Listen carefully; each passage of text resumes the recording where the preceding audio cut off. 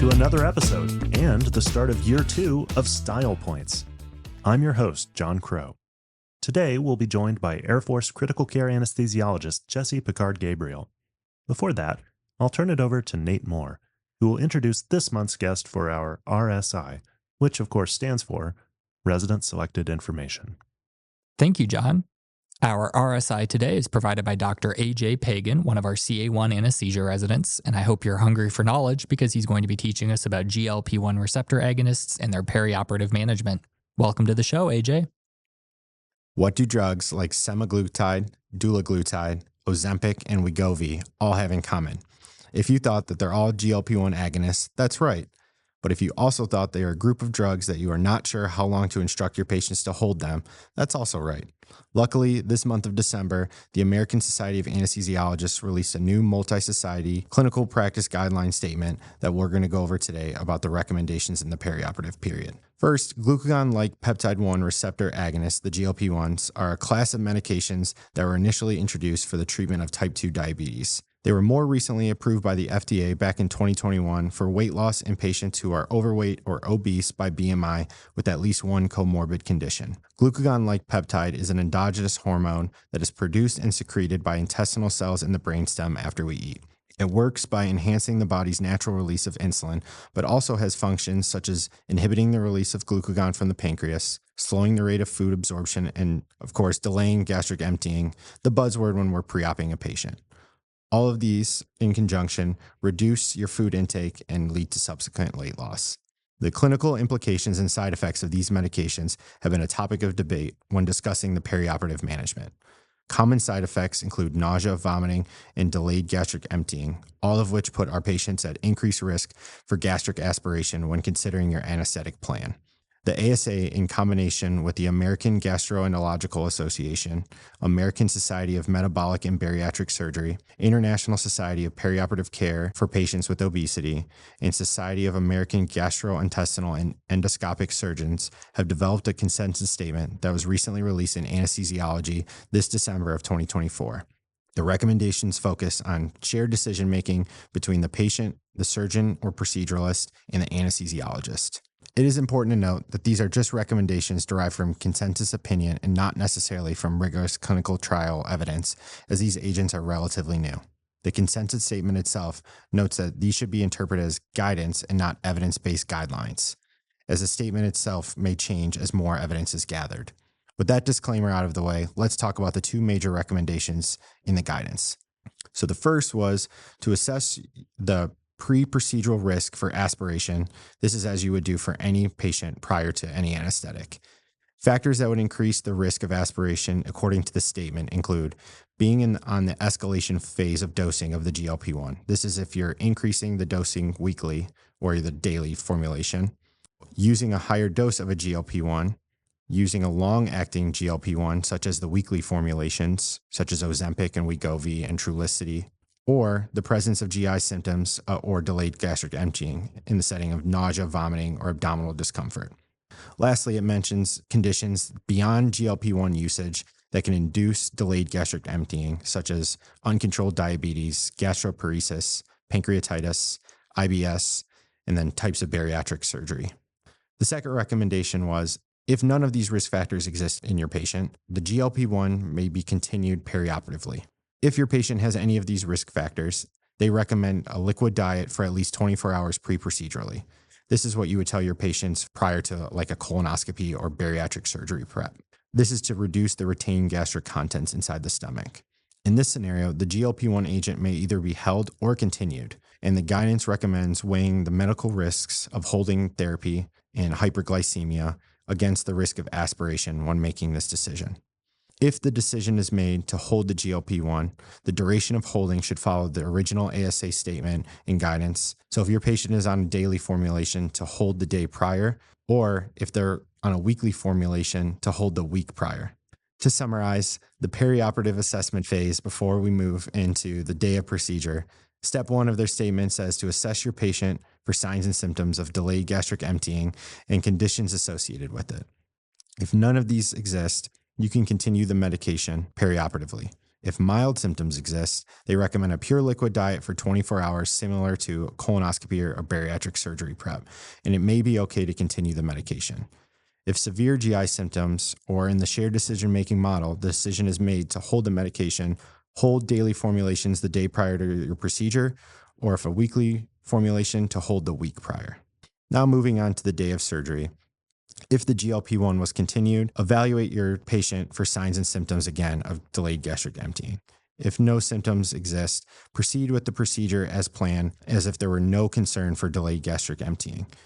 When considering induction, RSI versus normal induction would be very provider and practice dependent in this scenario. If there are symptoms or a determination of elevated risk of delayed gastric emptying, you could consider a point-of-care gastric ultrasound. That being said, these can be technically and logistically difficult for these patients to further assess the stomach contents. They also mentioned this is a scenario where you can consider rapid sequence induction. And lastly, to engage the patient into the shared decision-making and to weigh the benefits and risks with proceeding with precautions, such as a rapid sequence induction, against the risks of procedural cancellation. And lastly, note that these are all the recommendations for anyone taking a GLP-1, regardless of its indication. Now you have the knowledge you need to manage GLP-1 agents effectively and aspire to no aspiration inductions.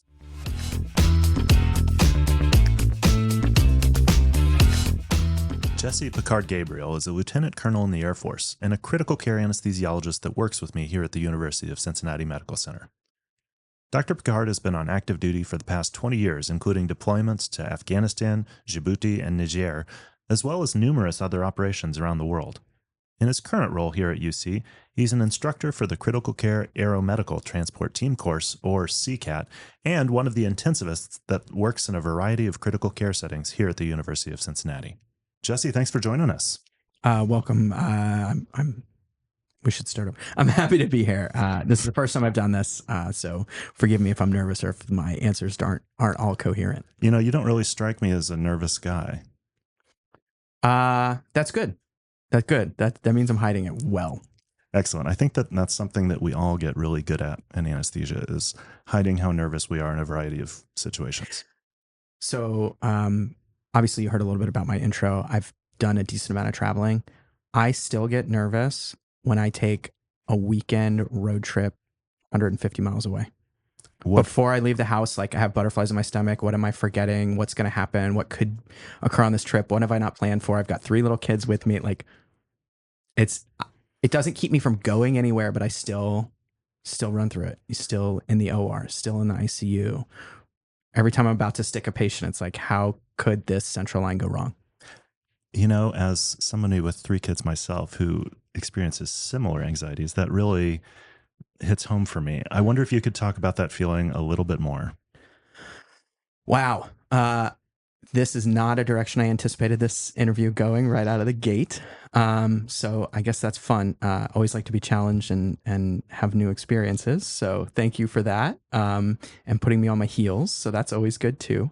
I think that much of what we do, much of what I've done in the military, much of what we do as physicians requires a tremendous sense of skepticism.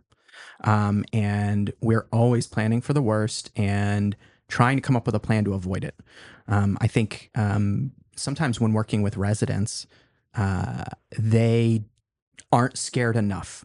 As they start to go through training, they've done it right a few times, things are going well, and they lose sense of that fear that junior residents have, and they forget how quickly this can turn sideways. And so they don't always have a good backup plan. And then one of my jobs and your job as the senior physician is to make sure that we always have our own backup plan, but also figure out how to educate them to be appropriately scared. So be confident, move forward, but have 2 or 3 backup plans. In the military, we call it a PACE plan: primary, alternate, contingency, and emergency plan. So what was your backup plan for this podcast? Delay, put it off till tomorrow. But you got me. So this is good. This is I wouldn't want it to be all scripted. So I don't want to live life in a scripted way. So hopefully this will be fun for people to listen to. And you and I don't know where this interview is going. So hopefully it'll be interesting to them too. I'll get you back a little bit on track here. So I'm going to ask you a question that you have already thought about, which is, if you had the opportunity to have dinner with anyone, it could be somebody alive or dead, from past or from fiction, who would you have dinner with and why? So I listened to an earlier podcast, and Dr. Lehman stole my favorite, which is Ben Franklin. I think he's a super interesting dude. Dr. Lehman glanced over the fact that the guy had a very interesting social history. Anybody who's interested, look at the time that Ben Franklin spent in France. Lots of fun was had by him and those around him. Another person that I would love to meet would be Teddy Roosevelt. I think he had a very interesting career. I mean, the guy got shot and finished his speech, right? Like, rode up the hill in San Juan, was a fairly successful president, but also made some big mistakes, right? Like, left on maybe not ideal terms, tried to come back, didn't know how to let go. Like, there's so many interesting parts of his career that I would just love to chat with him about. And if he was willing to actually have like a vulnerable conversation. So it's funny, I think about some of these people I'd love to talk to, and honestly, one of the things that comes up in my head is I'd love to have a vulnerable conversation with people about what was really in their head. Like, what was President Obama really thinking when he got the top secret report on the winnability of the war in Afghanistan in the mid-teens, right? I'd love to know what he thought, not what was published, and not the answer he would give at a cocktail party.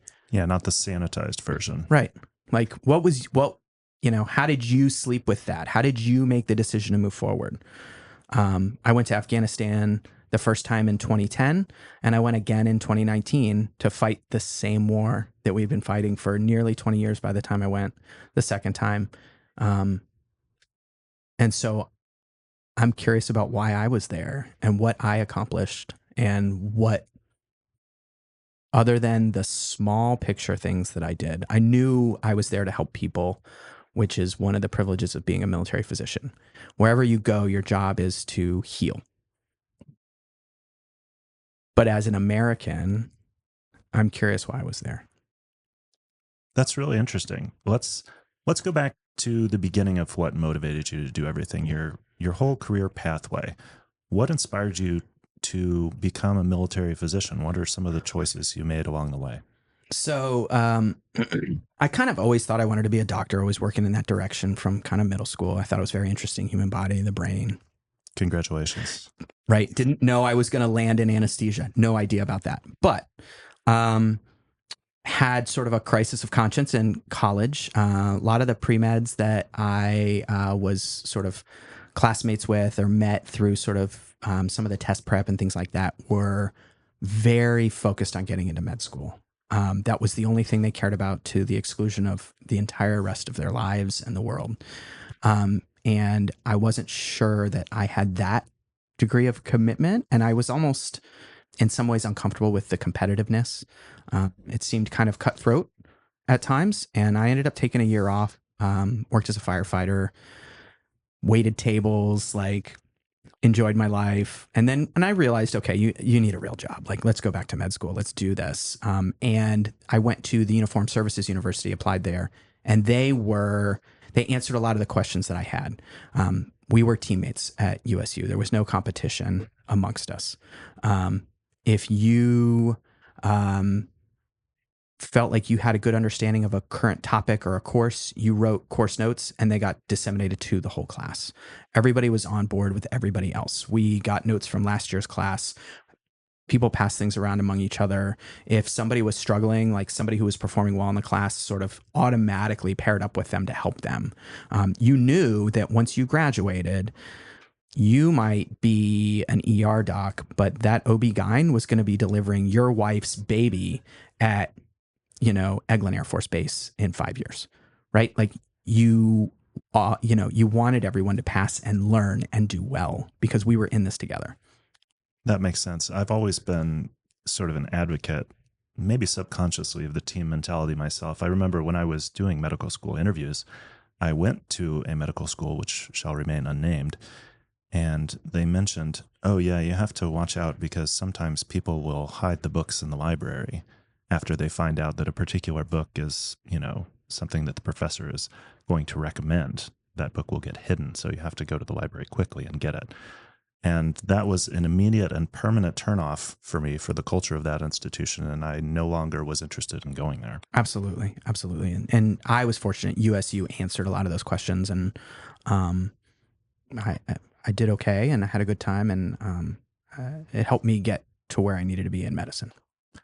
So how does that intersect with joining a branch of the military? Can you tell me how that all works? So you apply to USU as a medical school first. You have to meet certain, fit to serve standards, which are it's a basic physical exam. You can't have any major medical problems because you have to be worldwide deployable when it's over. And USU stands for? Sorry, Uniformed Services University. Excellent. Okay. Very creative name that the government has given to its active duty medical school.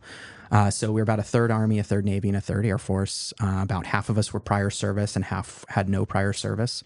You had to get into the medical school on its own merits, and then you could pick which service you wanted to be in. Air Force filled up first, and then Army and Navy.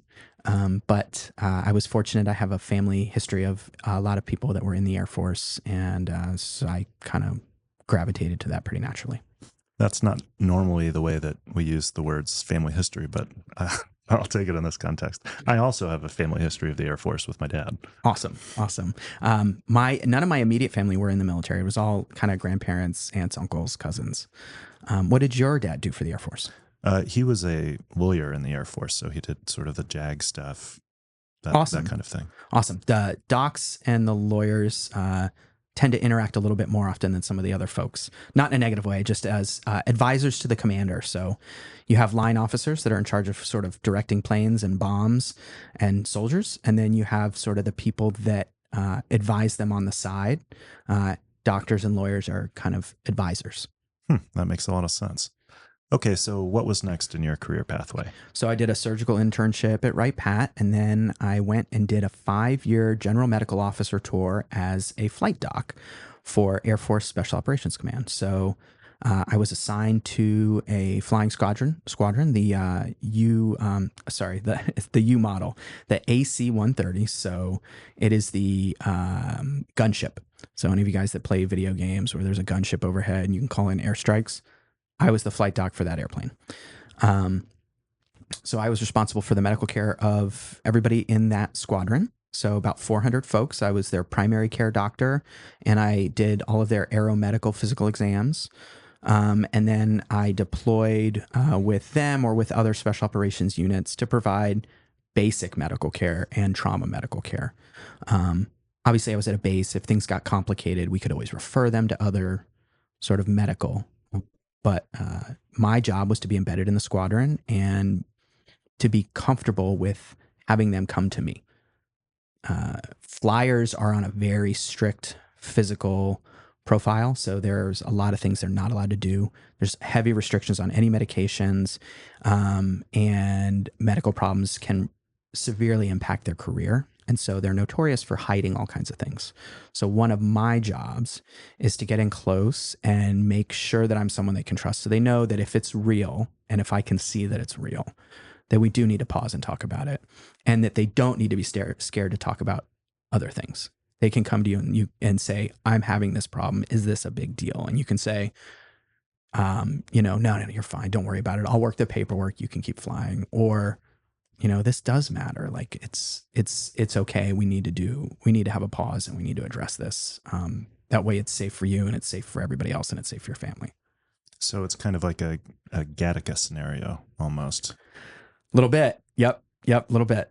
So held to very high standards. Obviously you need to be when you're flying a military aircraft, but you're the guy who is supposed to engender their trust such that they can tell you if they're having that problem. That seems like a big deal. Or you can see it. So I flew combat missions downrange with these guys. I flew with them at home. It was a wonderful opportunity to just sort of make friends and hang out. And then, if somebody's partner or wife cut their hand cooking dinner on a Saturday. I got a phone call. I went over and threw a few stitches in somebody. They didn't have to go to the ED. Obviously, if it was something serious, we would go to the ER. But it was concierge medicine, if you will, for pilots and crews and their families. And then it got a little bit less concierge in Afghanistan and Africa, where I lived in a tent. But conceptually, it was the same. Before we get to living in a tent in Afghanistan, I wanted to ask you, how can you tell if a pilot is a little bit off of their game? Obviously, if they crash the plane that you're on, that's probably an indication that they shouldn't fly anymore. But what are some more of the subtle signs that you might be picking up on? So I think that there's a lot. So you can look. I was with a heavily deployed squadron that had a lot of combat stress at the time that I was there. And so people would at times make bad decisions in their personal lives, risk-taking behaviors, things like that. I was surprised how many people just came to me with normal stuff like, hey, I'm thinking about trying to have a kid with my wife. What does that look like? Or like, we tried to have a kid and pregnancy was hard. And so this is a stressor. And like, and I'm like, hey, there are people that can help with this. And most of the time they were pretty well balanced. They're very high performing, very healthy folks from a screening perspective already. And I think just being there to connect them with more resources to say, hey, like, this is heavy. Let's get you an appointment for, here's how you could get some mental health counseling if you wanted it. Sure, that makes sense. I imagine, and I've seen both of the Top Gun movies, the old one and the new one. I assume that those are 100% accurate. I will tell you that it's crazy flying in those jets. It's intense. Tell me more about that. I have had one opportunity to fly in a high performance aircraft. It was a T-38 trainer jet. It is the last jet you fly in before you fly in an F-15 or an F-16. And some countries actually use them as their frontline fighter jets. It was so much fun. We were in the air for an hour and it was exhausting. An hour is almost a full day's work in those aircraft. So you're pulling G's and, it's summer in Texas. You're sweating to death. You lose, 3 liters of water over a 1 hour flight. Like you're dehydrated. I got to fly with 2 other doc buddies. We each had an instructor in front of us and an instructor behind us and we were in the seats. And, I just chased a buddy around the sky in a fighter jet for an hour. It was one of the most remarkable experiences of my life. How did you make that happen? So I was at flight surgeon training school and they said, okay, you need some experience flying jets if you're going to work with pilots and know how to talk to them. That sounds incredible. It was amazing. And then the next week they put me in an aerobatics biplane with a stunt pilot. And we flew like loop-de-loos and Cuban 8s and all these kind of weird. They put a parachute on me. The pilot said, "Listen, dude, there's one door, and I'm a big guy. You've got about 3 seconds to get out of the plane when I say bail out. Otherwise, I am gonna knock this seat flat, and I'm going out the door." So just to be clear up front, and I was like, "What is going on in my life right now?" So I can imagine a loop-de-loop. That makes sense to me. What did you say? A Cuban 8? It's like a figure 8 in the sky. It's all I've been on. It's like gravity doesn't matter. The Air Force's big trick is we overcame gravity, and I have been the beneficiary of that on a few different occasions. So, wow, that does sound truly incredible. Yeah, I mean, I've done so many things in my career and kind of not related to medicine, just being in the Air Force, that I didn't know to fantasize about as a child, right? Like I didn't know that I could fly an aerobatics plane. I didn't know that I could jump out of helicopters. There's all these things. And I was like, I didn't fantasize about that. It was just amazing. Tell me about jumping out of a helicopter. That was one of the scarier things I've ever done. So you guys can't see this in the podcast, but I'm only about 5'7". I am not your classic special forces soldier, right? I'm the doc. My job is to be the doc. They gave me a gun. I kept it locked up. Like I'm the doc. I got to go through some of the training with some of these guys. And one night we were fast roping out of the back of a helicopter, and the rope sits off the tailgate of the helicopter. We were only about 20 feet, hovering 20 feet in the air. And my arms aren't super long, and I couldn't reach the rope with my full hand. I could feel it in the dark against the tips of my fingers, and I was not going to wimp out. And so I just leaned forward and jumped and hoped that my hands would get wrapped around the rope. And I'm sure it was nothing, but God, did it scare me. And I was like, I'd rather break my ankle than look like a wimp. So we're going for it. That sounds like the kind of person that you'd have to be in order to jump out of a helicopter. So it gets back to, I guess, where we started, right? Like I was always scared of all these things, but also just kind of got to press forward, right? Like there's always butterflies and you still got to go. So what was it like when you were in a tent in Afghanistan? So, it's funny. I spent more time in tents in Africa. Okay. I had like a plywood hut in Afghanistan the first time I went, that was highly flammable, and had a mouse problem. But other than that, like there was good camaraderie. The bathrooms were kind of far away, so you had to walk outside in the snow in Afghanistan. But you know, you get over that part. It was my first trip. I went with special operations. My second trip, I went with CCAT, so the critical care air evacuation teams. And two slightly different experiences, but both interesting, and just again got to see amazing things and do interesting stuff. Tell me about some of this interesting stuff. So I guess we can let's talk about CCAT. So that's the critical care air transport team. My role here. I can see some of the wheels turning in your head as he's trying. In front of me, Jesse is trying very hard to make everything still classified, to stay classified. I did a lot of things for Air Force Special Operations Command that are sensitive topics, and it's probably easier to talk about some of the medical things that I did in Afghanistan. Sure. Let's stay away from divulging classified information on the podcast. It's probably a bad look. Yes. So our team was stationed in Afghanistan in 2019. 3-person team, doc, a nurse, and a respiratory therapist. And we were one of the tactical teams. So we had a little bit of extra tactical training, so that we could take patients in and out of less secure locations. We also provided transport from Afghanistan back to Germany, which was our first staging hospital outside of the theater of operations.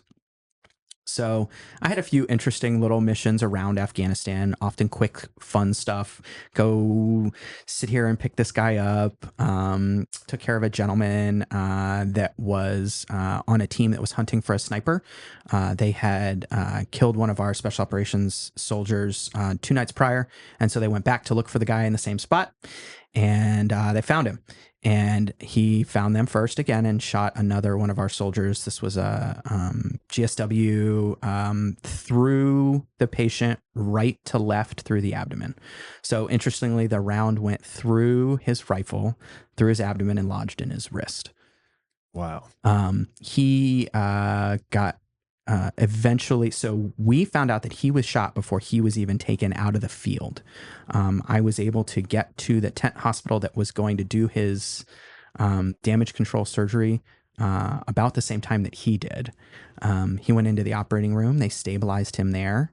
And then we picked him up, packaged him up, and flew him back to Bagram for additional surgery, and then eventually flight back to back to Germany and then back to the United States.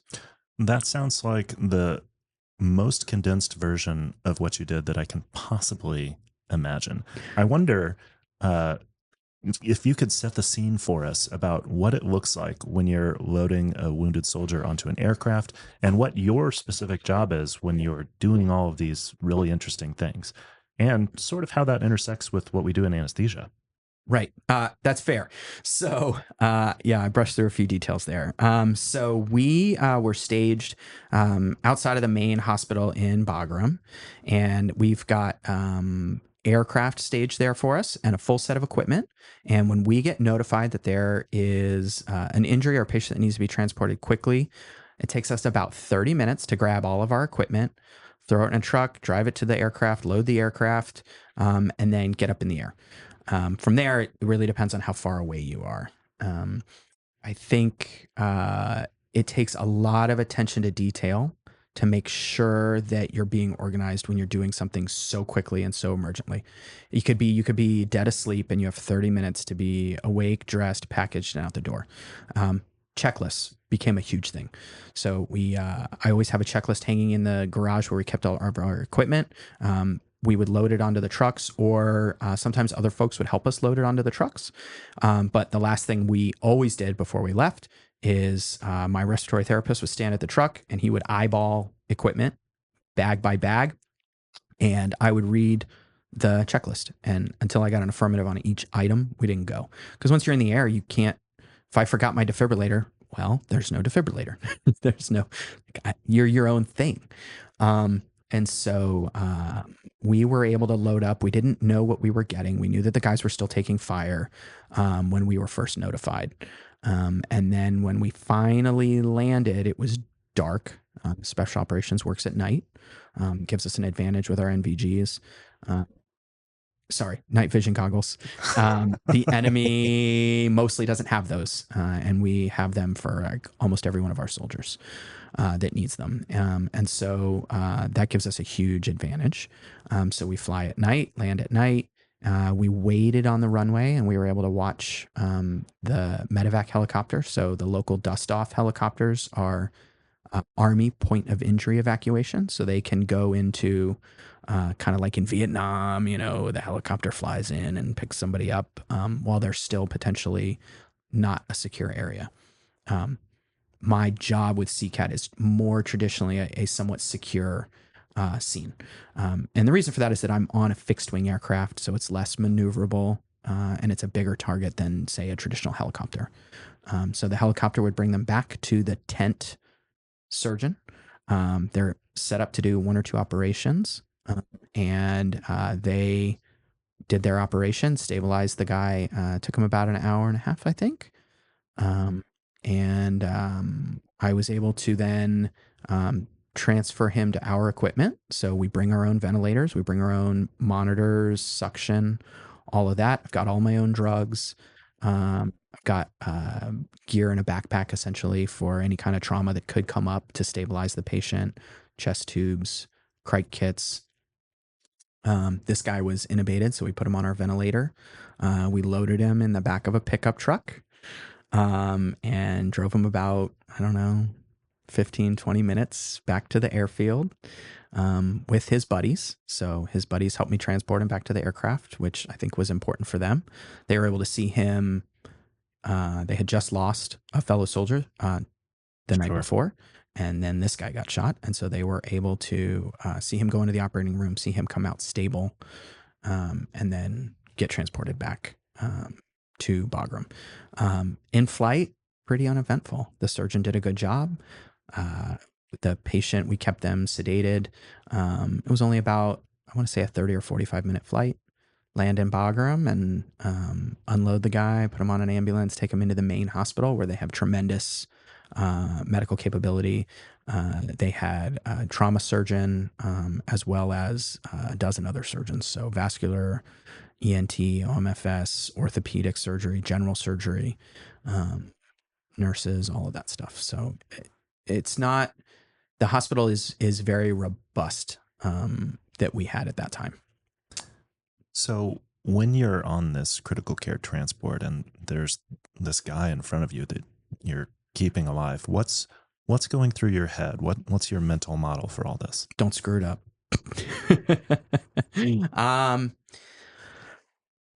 Wow. So there is so much that can go on. So I think the first thing you have to do is think about the injury pattern and what are the risks. So this guy was an abdominal wound. There's a certain set of things you worry about in a patient that's been shot in the abdomen versus a patient that fell and broke a leg, or a person that was in a blast injury and has a TBI or had a heart attack. I flew a patient um, from Bagram back to Germany emergently that had a heart attack. There's no cath lab in Bagram. So we took him to Germany and went to the cath lab and emergent cabbage. Right. So like it's a different, obviously, subset of injuries, complications. So you run through what could go wrong in this patient, and then you come up with your top 3 things that could go wrong and are life threatening. Right. So there's a few things that can go wrong that just doesn't matter that much. Like if I don't know, some over sedation, we can give a little bit more pressor. Right. I'm not trying to extubate this guy in flight. If he's a little deep, so be it. I'm going to err on the side of heavy sedation and pain control. Yeah, that makes a lot of sense. Versus what happens if we hook the ET tube or the ventilator circuit on, a random bag as we're walking down the aisle in this airplane, and I extubate the patient. Okay, what's my plan? Where is my gear? What do I need to do to reintubate this guy? Is he a difficult airway? Does he have trauma in his airway, or is this just a normal? No, this was an isolated GSW to the abdomen. We can bag him for half an hour until we get to Bagram. We can put in an LMA. I keep a Crike in my pocket. I have, all the ET tubes. I have a video. I have a DL. Like, I have options. So it's kind of all those things kind of go through your head. And then looking out for your team is part of it too. So I was the most experienced person on the team, the senior physician. I was the only physician, senior medical provider, but also this was my 4th deployment, and my colleagues were newer that were on my team. And so little things like making sure that everybody's clipped into the floor and secure for takeoff. Just double checking stuff like that, helping ensure that we're all on the same page and communicating well with the air crew and with each other. So what does it look like when you reach your destination? So again, really depends on where you're going. So I flew into all kinds of crazy places, never knew what I was getting. Going to pick patients up. They always ask me, so, what's the plan? And we always had a plan. And the only thing that never happened was the plan. Literally guaranteed something else would happen. They tell me that you're going to just land at the airfield and we're going to bring the patient out to you. They should be there. They're going to radio us on final approach and we'll drive them right out. They open the tailgate on the C-130 and somebody is sitting there in a Ford Taurus waiting to take me to the hospital. And I'm like, bro, where do I put the litter in a Ford Taurus?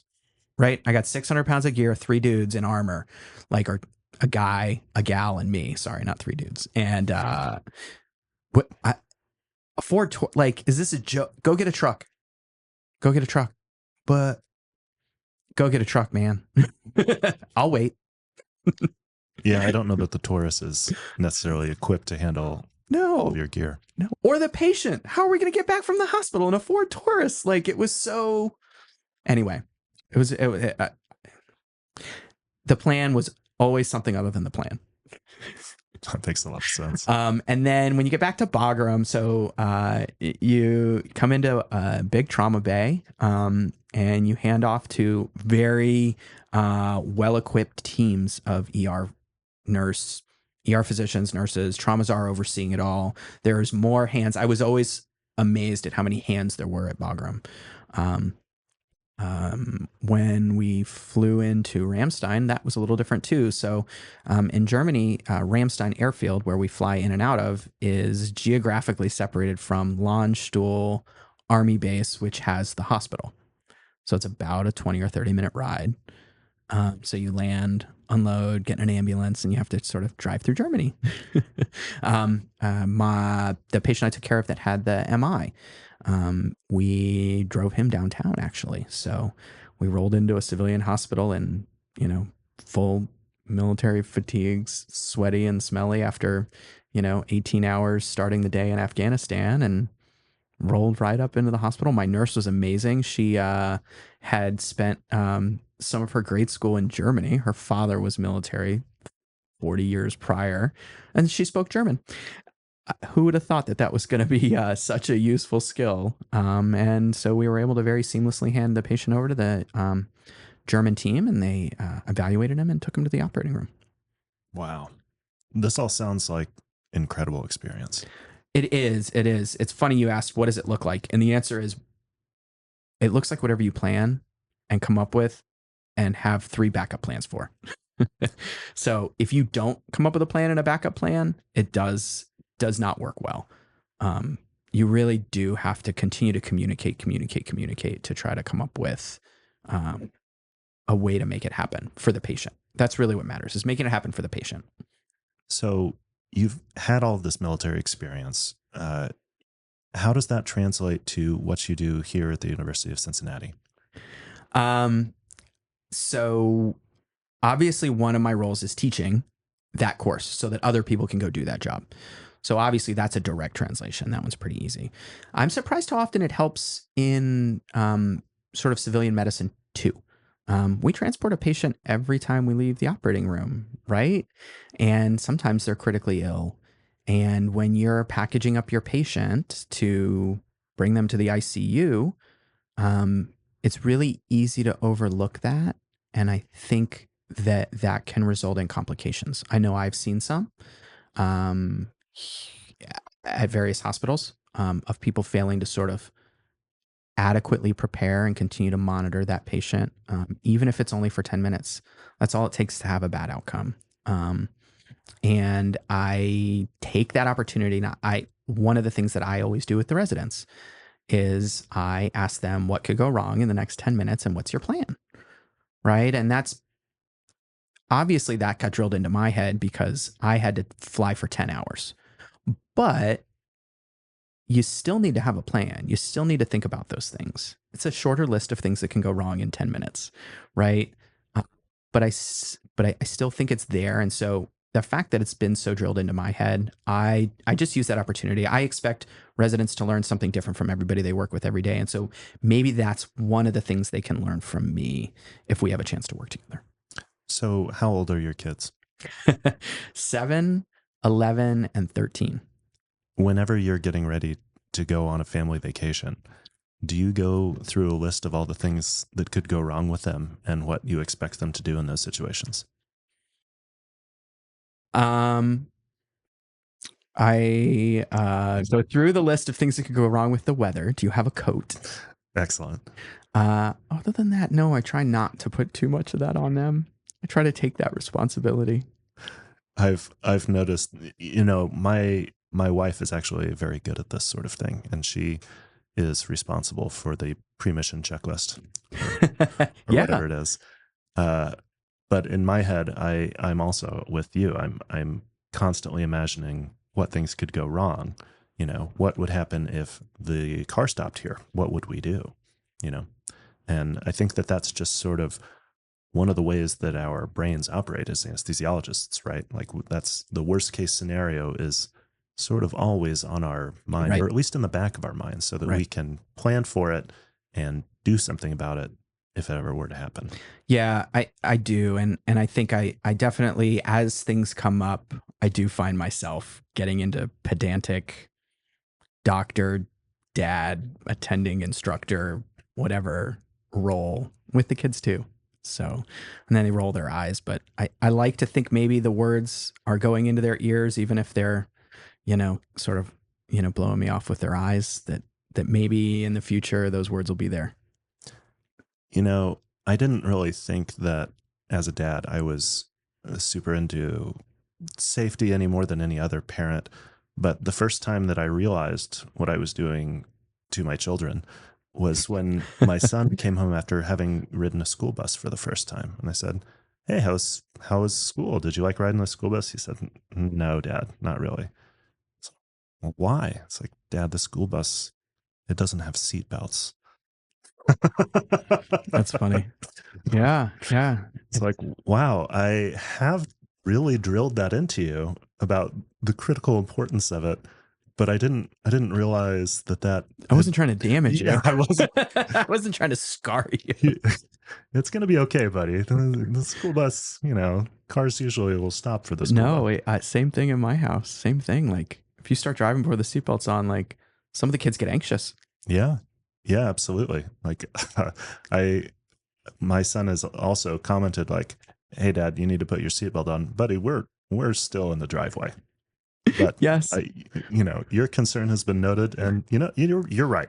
Like, Yep. you're I'm back in the boat down a ramp. Okay. Like right. it's okay. It's okay. It'll be okay. It'll be okay.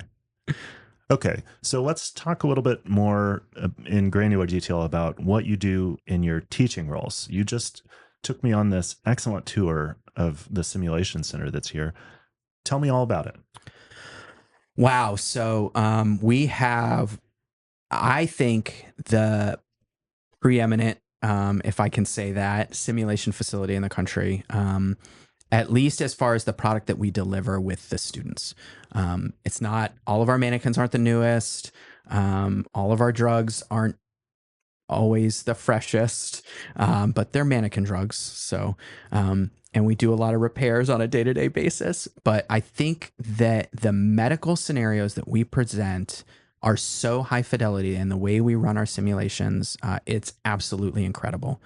The course is a 2-week course. So the first week is primarily academics, with some introduction to simulation, and a big logistics exercise that involves, real flight on a C-130. And then the second week is the grading week, where they go into, one 30 to 60 minute high fidelity simulation with 2 to 3 patients, as a team every day. So you get graded each day. We rotate the teams. So you do 5 simulations with a variety of partners. You're graded by a strict rubric. And then you get feedback and you watch your own videos so that you can try to continue to learn each day and improve. I think that the things that set apart our simulations are very robust patient scenarios. So our patients almost all of them, except for the distractor patients, are critically ill. And so they have real ABGs. Many of them are real patients that have been flown by various cadre around the world. So they have a full story. And then we make the patient look like the story. We don't give the students information. The students evaluate the patient and learn information. So the instructor doesn't tell you what the blood pressure is. You can zero the A line and plug it into your monitor, and then you will get an A line tracing. Or you can run a cuff pressure, and then you will get a blood pressure. If you run one cuff pressure and you don't set it to automatic, when the pressure falls in the next 3 to 5 minutes, you won't notice. And so it is very real. If you want to sedate your patient, you don't tell us what you're going to give. You draw a medication, you pull a medication from your bag, your backpack, whatever your gear set. We have a medication box. It's our real world medication box. It's got fake drugs at this point, but it's all of the drugs that you would normally carry in the real world. You draw it out in a syringe and you push it in the appropriate dose and you flush it. And until you flush that medication, and I watch you flush it from one of a dozen cameras in the room, they don't get a response. And when you flush that sedation medication, I don't say, okay, the patient feels more relaxed. I drop the heart rate, I lower the blood pressure a touch, I close the patient's eyes, and I make them stop over breathing the vent. And that's how you know that it worked. You may cause hypotension if you choose to give propofol as your sedative of choice in a trauma patient. Obviously, that's high risk. You want to give 10 cc's of you want to give 10 milligrams of propofol to a patient. I'm not going to give you any response because I don't think 10 milligrams does anything. On the other hand, if you give 70 milligrams of propofol to a patient who is volume down after a damage control surgery, I'm going to tank their pressure. Right? I would prefer that you picked something a little more hemodynamically stable, like a benzo or ketamine or even fentanyl, right? Any one of those is going to have a lesser impact on their hemodynamics. And so I'm grading that. So not only am I grading your decision making, I am watching to see if you can execute the task correctly. So it's surprising how challenging that can be at times with things that you're not used to doing. So as an example, setting up a Levofed drip. If you program the pump wrong and you deliver 100 times the dose of medication, your blood pressure is going to be 300 over 200. right? And so then you're going to have to go back and say, why is my blood pressure 300 over 200? And so it's all real. It's not, we don't feed information to the patient, to the teams. They have to provide care to the patient, and then they will see what happens and continue to adjust and zero in. So I assume afterwards you're doing a big debrief with them, right? So yes, we debrief all of our simulations. We debrief as a group. Unfortunately, it's only about 10 minutes. And then we debrief as individuals, doc to doc, nurse to nurse, RT to RT, respiratory therapist to respiratory therapist. And you get more feedback on how to function in the team and how to improve your skills as an individual. But then you do get the chance to watch the simulation with your team. And we consider that to be part of the debrief. If I say something to you after the simulation and then you get a chance to see yourself doing it, it really kind of highlights what it was that you were doing. So a common area that we focus on is communication. So people will say something and their partner doesn't hear it. And so we focus on closed loop communication. So it's amazing how often you can see this as the instructor and they don't see it as students.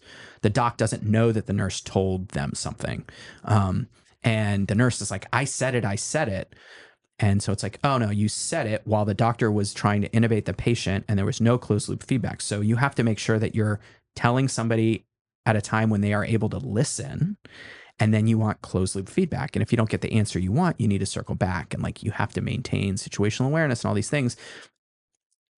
And on one hand, they can sort of grasp it when they go back and they watch the video and they're like, yeah,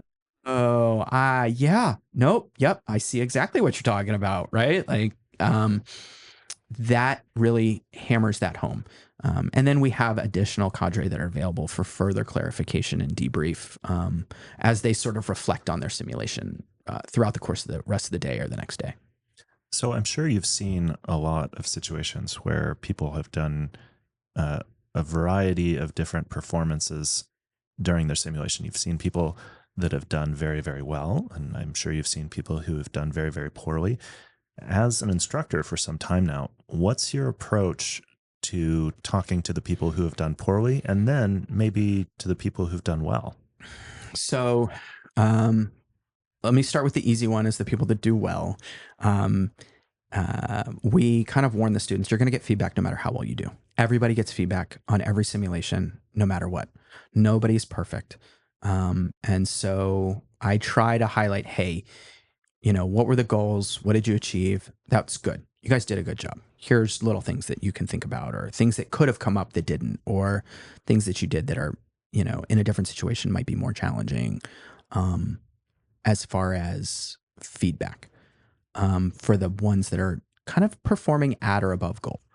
For people that are struggling, I think that everybody struggles for different reasons, and some things we can coach and correct and some things we can't. I think one of the challenges is people that don't have the opportunity to practice medicine on a daily basis with sick patients. And it's really hard to come here and then manage a simulated really sick patient if you don't get a chance to do that on a regular basis. And so we need people that are clinically current in their practice. And that's one of the things we ask of people when they show up. We need you to bring your clinical currency. If you think that you're sort of out of practice on something, we'd like you to seek that out before you get here. One of the big areas that we focus on is communication and team dynamics.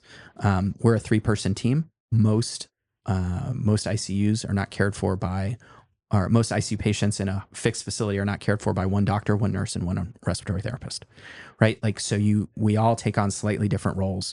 I do a lot of nursing tasks. My nurse can do a lot of doctor things. They can titrate meds, they can titrate pressors and sedation. They don't need permission to give a bolus of an opioid to a critically ill patient if they're under-sedated. They're expected to sort of function semi-independently, more like you would almost practice as a nurse practitioner in some cases. My RTs are doing a lot of non-respiratory tasks. In addition to being responsible for suction, commonly responsible for lots of equipment, assisting with a whole host of tasks. They're sort of like scrub tech light in some ways, right? Or OR nurse light, where they will gather supplies for things. They'll find the drugs. They'll mix, or they'll hang a bag of fluids, crystalloids, and basic things like that. And so it's trying to teach people how to work in that environment. Like, okay, this is what's fair to ask, and this is a way for you as a doc to communicate better with your nurse or as a team. And so that's a common area that we kind of focus on. So, watch the video and look and see, when you asked your nurse to do these 5 things, look at the nurse and look at their face. I could see their face in the simulation. They got a little bit confused and didn't know where to start, because nobody can do 5 tasks at once. Or you ask them to do 3 things while they were trying to calculate how to mix a bag of Levophed. The Levophed didn't come from the pharmacy. Your nurse literally had to find a vial in the med box and find a bag of crystalloid, draw it up and mix it on their own. So they're task saturated. Don't ask your nurse for a flush when they're doing math. It's not fair, right? It's just not fair. And so it's little things like that we can sort of coach and help with. And some of it's just practice. Some of it's just giving people the confidence to just keep going and keep trying, and you'll get there. That makes a lot of sense. And I appreciate you sharing your experience as an instructor over there too. Sort of summing up, I wonder how you would describe your military experience in terms of, is this what you thought you were going to do with your life? Is this something that you're glad that you've done with your life? Can you reflect on that for me? Wow. So you got me at an interesting point in my career. I was just selected for promotion to full colonel. Congratulations. Thank you. It comes with a lot. There's a lot associated with that. And it pushes a career in a different direction. And so I've had a lot of opportunities to sort of reflect on my career lately. And I had no idea about so many of these things. I think by the time I was nearing the end of college, I wasn't even sure I was going to med school anymore. And found the right thing with USU, and that went well. And I thought I wanted to be an orthopedic surgeon, and I did a year of surgery, and sort of figured out, no, anesthesia is where I want to be. But when you switch directions, it takes time. And so I ended up having this amazing tour with Air Force Special Operations, like things there that I did. Like I had no idea. I had no idea how much fun, how interesting, how wild some of these things could be. Defensive driving courses, racing cars through the woods at night on NVGs, blacked out. Did you know that that's what we do in the forests of northern Florida? No, me neither. I did not. Until I got there, I had no idea. It was wild. It's a ton of fun. I had no idea. And then the opportunity I got to go to the University of Pennsylvania for my residency and my fellowship, I am convinced that is a function of the experiences that the Air Force gave me. It was not based on my academic record. My scores, my board scores and this and that were never great. But I learned so much practicing as a GMO flight doc, and learning how to work with teams, learning how to work with nurses, learning how to talk to patients. And I guess that came through in the interview. And I got to go to one of the top programs in the country. Like, I was way out of my league. And it was amazing. And they took good care of me and taught me a million things. And I'm super fortunate for that. And then this job here is a dream job in the Air Force. It's an absolute dream job. You get to work at a high volume trauma center and still get to do like some really cool military stuff from the perspective of CCAT. That's really a gem in the Air Force's crown, if you think about it. Like the ability to fly a sick patient anywhere in the world, no matter what. That's what we do. Lastly, I wonder if you could share with us, going back to the title of the podcast, some of your style points that you've picked up along the way. I think that learning about nursing and how to work with nurses is probably the single biggest style point that I absolutely did not have and made heinous mistakes at the beginning of my career. And it is absolutely one of my greatest strengths and helps me so much now. Throughout my career, I've learned by making numerous mistakes. I don't think most of them came at the expense of patience. I think it came at the expense of peace and collaboration and happiness and kindness. Many of those things suffered, and that's where I made mistakes. And so I wish I hadn't learned all those things the hard way.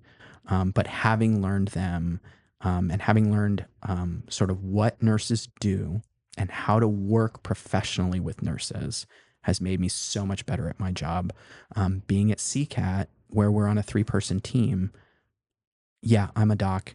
Yes, they're a nurse. Yes, this one's a respiratory therapist, but we're all doctors, we're all nurses, and we're all respiratory therapists on the plane. And learning so much about what they do and how to work better with them has made me a much better physician, a much better advocate for my patients, much better at coordinating care in the ICU. And just I think that's the style point, is learning how to work with the people, the support staff, etc., and really understand what they do. And as a doc, learning how to work with nurses is huge. It's huge. Jesse, thank you so much for your service, and thank you so much for joining us today. Thank you. This was awesome. This was a lot of fun. Thank you. That wraps it up for this month's episode of Style Points. This year, I only asked Santa for one thing. It was for listeners of this podcast to take just a second and give me a 5-star review. Why, you ask? Well, it's what helps other people find the podcast. The more ratings I get, the more likely it is to show up in someone else's suggestions. If you're enjoying it, chances are that somebody else might enjoy it too. If you've got an idea for the podcast, feel free to email me at stylepointspodcast@gmail.com. I'd love to hear it. As always, thanks for listening. Take a deep breath. Open your eyes. We're all done.